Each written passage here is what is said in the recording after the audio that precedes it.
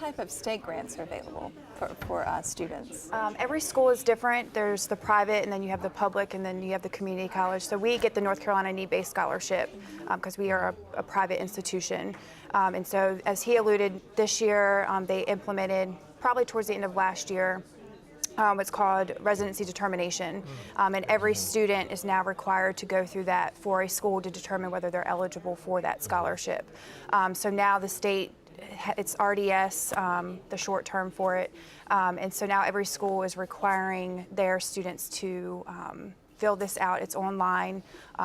ncresidency.org is where they would go, and that's to help us determine if they're eligible for the state grant funding. So every institution works a little bit differently. Like we're a private institution, so we have the same grant, but it would be different for you. And at on the North Carolina, the community college system, there's 2 state grants that the students are eligible for: North Carolina Community College Grant, as well as the North Carolina Education Lottery Scholarship. So that's a great segue. Yeah.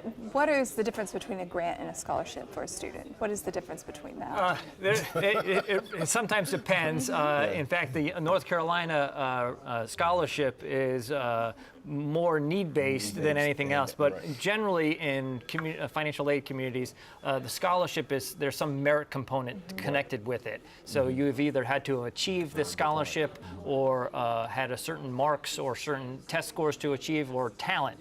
But then there are grants which are generally need-based, and so you have to qualify for them through a need-based form or your financial background or whatnot. So that's generally how we refer to them, but they sometimes are mixed used throughout the financial aid community. To piggyback on the residency determination, not only does that residency determination determine grant assistance and scholarship assistance, but it also determines the cost of your tuition at the different locations, the different institutions across North Carolina that are public. So be mindful of that. You'll need to complete that process in order to see if you qualify for in-state or out-of-state tuition.